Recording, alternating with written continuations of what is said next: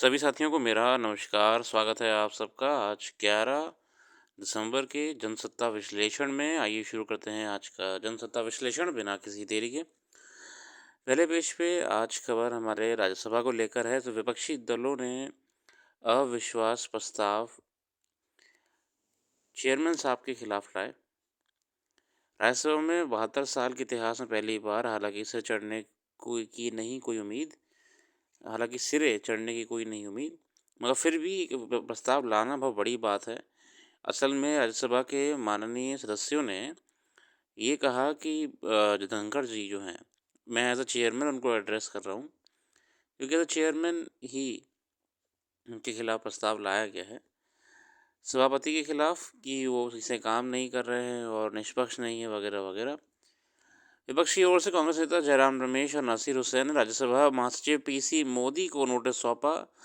सदन में यदि इस प्रस्ताव को लाने की अनुमति मिलती है तो विपक्षी दलों को इसे पारित कराने के लिए साधारण बहुमत की जरूरत होगी, लेकिन फिलहाल उनके पास संख्या बल नहीं है।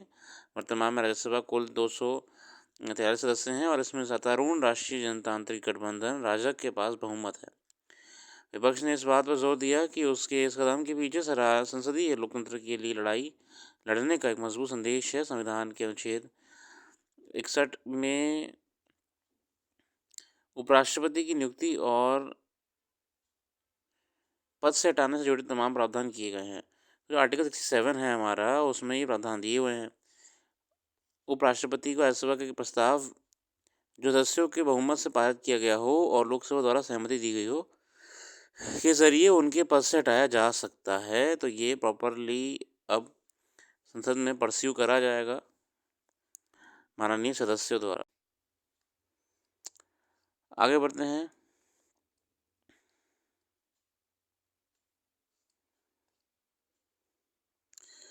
भूख और कुपोषण से जूझते लोग, आज का लेख है। योगेश कुमार गोयल साहब कहते हैं, दुनिया की आबादी में के साथ भूख की समस्या भी बढ़ रही है। ऐसे कई राष्ट्र हैं जो इस समय से बुरी तरह जूझ रहे हैं। मानवता के लिए भुखमरी गंभीर समस्या है जो न केवल जीवन को प्रभावित करती है बल्कि सामाजिक और आर्थिक सामाजिक और आर्थिक अस्थिरता को भी जन्म देती है। यह विडंबना है कि तकनीकी और आर्थिक प्रगति के बावजूद 21वीं सदी में भी वैश्विक भुखमरी बड़ी चुनौती बनी हुई है। संयुक्त राष्ट्र के खाद्य और कृषि संगठन FAO के अनुसार दुनिया भर में 82 करोड़ से ज़्यादा लोग भुखमरी के शिकार हैं। विश्व भर में बड़ी संख्या ऐसे लोगों की है जिन्हें दो समय का भोजन नसीब नहीं होता। पोषण युक्त और पर्याप्त भोजन ना मिल पाने के कारण दुनिया की बड़ी आबादी कुपोषण की चपेट में है। भोजन को बुनियादी और मौलिक मानवाधिकार माना गया है, लेकिन पूरी दुनिया में खाद्यान्न की कमी और कुपोषण के कारण प्रतिवर्ष लाखों लोगों की जान गंवा देते हैं। देखिए, सिर्फ भोजन ना होने की वजह से कितना नुकसान उठाना पड़ा है देश विदेश की जनता को। आर्थिक असमानता इस वैश्विक समस्या की ओर बढ़ रही है। FAO के अनुसार तीव्र जनसंख्या वृद्धि, शहरीकरण, आर्थिक विकास और जलवायु परिवर्तन के पृथ्वी के जल संसाधनों पर दबाव पड़ रहा है। देखिए, पॉपुलेशन का बढ़ना और अर्बनाइजेशन, सब चीज़ों का प्रभाव अर्थ के ऊपर पड़ रहा है। हम दोहन बढ़ाते जा रहे हैं, ये एक्सप्लॉयटेशन है हर चीज़ का, सॉइल का, एग्रीकल्चर का उत्पादन बढ़ाकर दुनिया से भुखमरी मिटाने के प्रयासों में जलवायु परिवर्तन, अंतर्राष्ट्रीय तनाव और आर्थिक समस्या सबसे बड़ी बाधा बन रही है। संयुक्त राष्ट्र के मुताबिक बार बार मौसम में होने वाले बदलावों, संघर्षों, आर्थिक मंदी, असमानता और महामारी के कारण विश्व में करीब 73 करोड़ 30 लाख लोग भूख का सामना कर रहे हैं। युद्ध हो मेरे साथियों या क्लाइमेट चेंज हो, इन सब कारणों से बहुत बड़ी जनसंख्या है जो प्रभावित हो रही है। खुद FAO ने अपनी रिपोर्ट में बताया है कि विश्व में 2.8 अरब से ज़्यादा लोग स्वस्थ आहार का खर्च उठाने में असमर्थ हैं। 2.8 अरब से ज़्यादा लोग जो कोई ना कोई प्रोग्राम के थ्रू ही खाना खा रहे हैं। मतलब या तो UN ने कोई कार्यक्रम चलाया हुआ है उनके देश में, या सरकारें उनको राशन प्रोवाइड करा रही हैं वगैरह वगैरह। FAO का कहना है कि वर्तमान में मत्स्य पालन में हम करीब 3000 प्रजातियों का दोहन करते हैं, जबकि इनमें से केवल 650 से कुछ अधिक प्रजातियों की ही खेती करते हैं। अच्छा, यहाँ पे खेती मतलब वो नहीं फसल लगाना, खेती का मतलब यहाँ पे आपका जो एक्वाकल्चर होता है, फिशिकल्चर। फिशिकल्चर तो कुछ नहीं होता, एक्वाकल्चर होता है पालना, पालन पोषण करना मछलियों का वगैरह वगैरह।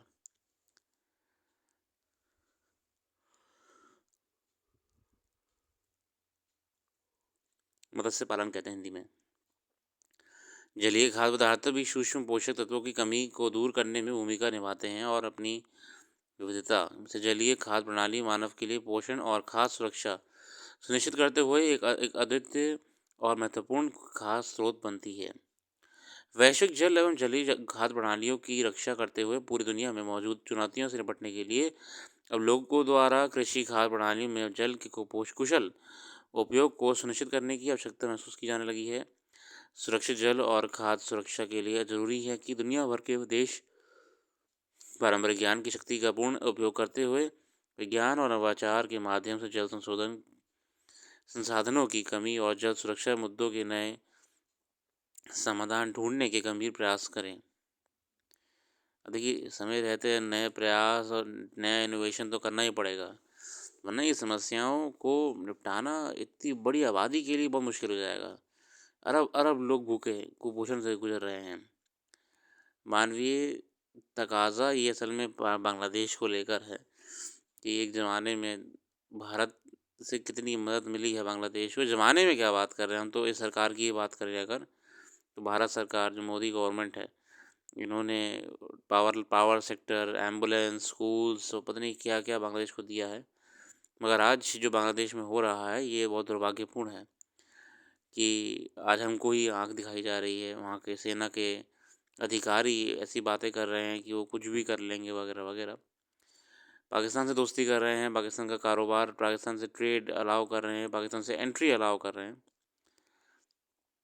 मगर फ़िलहाल अभी देखते हैं क्या डेवलपमेंट उसमें होती हैं। अब बढ़ता भट्टा खाता, ये हमारा आर्टिकल अर्थव्यवस्था को लेकर है। इस वक्त अर्थव्यवस्था का रुख नीचे की तरफ है। लोगों की क्रय शक्ति ना बढ़ने से बाजार में नरमी बनी हुई है। बैंकों के कारोबार में मंदी देखी जा रही है, तब भट्टे का खाते का आकार बढ़ते जाना चिंता पैदा करता है। यहाँ पे हम बैलेंस पेमेंट्स की बात कर रहे हैं। हमारा बैलेंस देश का होता है। चालू वित्त वर्ष की पहली छमाही में सार्वजनिक बैंकों ने 42,000 करोड़ रुपए कर्ज भाटा खाते में डाले दिए। ये जानकारी सरकार ने संसद को दी। कर्ज को बट्टे खाते में डालने का अर्थ है कि बैंकों ने मान लिया कि इस रकम की वसूली संभव नहीं है। मतलब एनपीए आपका होता है, नॉन परफॉर्मिंग एसेट हो जाता है कि भैया तो डेप्ट हो गई हमारी, अब ये तो मुश्किल ही है मिलना, है ना। हालांकि सरकार का कहना है कि बैंक बट्टे खाते में डाली गई रकम की वसूली के प्रयास करते रहते हैं। अब हमने इकोनॉमिक्स में भी पढ़ा है, एनपीए को लेके कई प्रयास करे गए रिकवरी करने के लिए। ऑक्शन वगैरह होता है, सरफाइसी एक्ट होता है, मगर ये सब प्रक्रिया भी धीरे धीरे चलती है ना। कोर्ट्स भी बीच में इन्वॉल्व हो जाते हैं तो काम और धीमे हो जाता है। मगर फिलहाल इस बीच जो हमारे भारत का बहुत बड़ा अमाउंट है, रकम है, जो कि प्रोडक्टिव यूज़ में आनी चाहिए थी, वो एकदम से डंप हो गई है। पिछले वित्त वर्ष में 1,70,107 करोड़ रुपए भट्टे खाते में डाले गए थे। पिछले कुछ वर्षों में बैंकों का एनपीए यानी गैर निष्पादित परिसंपत्तियों का आकार बढ़ता गया। अब वो कह रहे लोग कर्जा लेके भाग जा रहे हैं, कोई फॉरेन चला जा रहा है। आजकल एक और ट्रेंड बढ़ गया है, गुजरात में खबरें आती हैं ऐसी। कारोबारी कर्जा लेते हैं, ढेर सारा कर्जा ले लिया आपका। एक कारोबारी 25 करोड़ रुपए लोन लिया। और छोटे कारोबारी भी लोन लेते हैं, 50 लाख रुपए, 30 लाख रुपए, और लेके यूएस भाग गए, है ना। आप देखो ना, 25 करोड़ में आप कितना खर्चा करके आराम से यूएस पहुंच जाओगे, मतलब यूएस के वहाँ पर कारोबार भी शुरू कर लोगे अपना। पॉइंट इज दैट कि एनपीए बढ़ने का कोई कारण है, एनपीए बढ़ने के कारण आप देखिए कि कारण क्या है सर।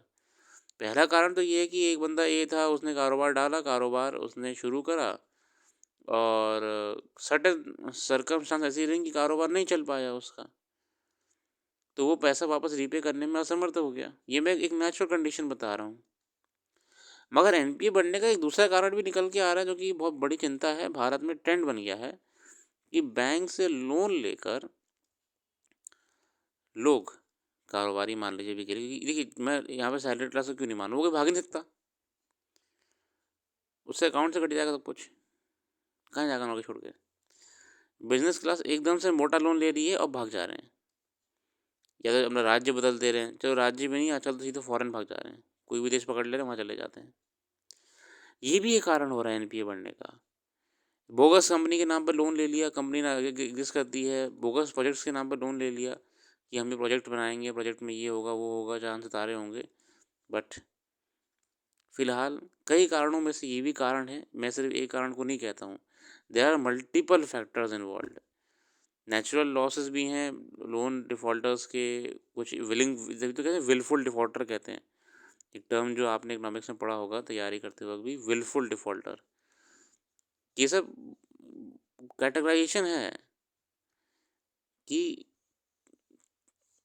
किन किन कारणों से आपका बैंक के एनपीए बढ़ते जा रहे हैं, नॉन परफॉर्मिंग एसेट बढ़ते जा रहे हैं। नेचुरली मतलब कि कारोबार शुरू करा, नहीं चल पाया, लोन नहीं दे पा रहे हैं, बैंकरप्सी हो गई, विलफुल डिफ़ॉल्टर है, ज़बरदस्ती नहीं दे रहा है। फिर आपका दूसरा होता है फ्रॉड, फॉर्जरी, फ्रॉड वाले होते हैं, भग जाते हैं, पता नहीं कहाँ पर हैं, किस देश में हैं। और ये सिर्फ भारत में नहीं हो रहा है, ये भी आपको मैं क्लियर कर दूँ, ये बहुत देशों में हो रहा है। ये चाइना में तो बहुत बुरी हालत हो गई है, चाइना में बहुत बुरी हालत हो गई है। चाइनीज़ लोग लोन ले लेके चाइनीज़ बैंकों से भाग जा रहे हैं, यूएस भाग रहे हैं।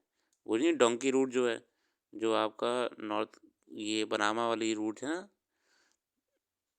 साउथ अमेरिका नॉर्थ अमेरिका के बीच में, यहाँ पे बहुत चाइनीज़ दिख रहे हैं एक्वाडोर में, बहुत ज़्यादा चाइनीज़ दिख रहे हैं आजकल। आप यूट्यूब पर डालिएगा, एक डॉक्यूमेंट्री है, आपको मज़ा आएगा।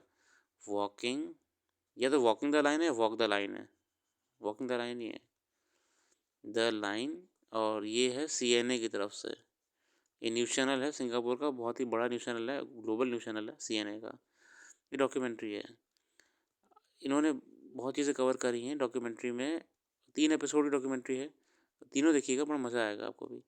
वो कह रहा है कि चाइना से लोग भाग रहे हैं। अब देखिए राजनीतिक कारण जो, मैं उस पर नहीं जाऊँगा, मैं जो कहना चाह रहा हूँ कि चाइना में क्या हो रहा है आजकल, यही हो रहा है, लोन ले ले रहे हैं बैंक से, ठीक है, लोन ले ले रहे हैं बैंक से, भाग जा रहे हैं।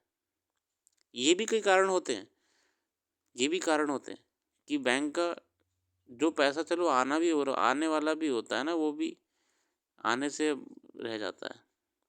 और रिकवरी कर भी ली, मान लो आपको रजिस्टर, क्या बात कर रहे हो, सरफाइसी एक्ट में तो मेंशन करा हुआ है कि किसी का मकान बेच दीजिए, आप लोन नहीं दे पा रहे हैं, उसका जो गाड़ी है, गाड़ी उठा के ले आइए, बैंक वाले ले जाते हैं ना, गाड़ी उठा के ले जाते हैं, मकान बेच देते हैं। देखिए वो प्रक्रिया भी धीमी है, कोर्ट्स बीच में इन्वॉल्व होते हैं, और वह हमें कभी भी आपको वो पूरी वैल्यू नहीं देगा, ठीक है, ठीक है, पूरी वैल्यू नहीं देगा। अगली अंतर्राष्ट्रीय जगत से खबर है, अमेरिका में तुलसी गबार्ड जी को तो इंटेलिजेंस का चीफ बनाया जा रहा है, और हरमीत जी को नागरिक अधिकारों का, सिविल राइट्स का अटॉर्नी जनरल के रूप में नियुक्त करा गया है, सहायक अटॉर्नी जनरल हरमीत ढिल्लों।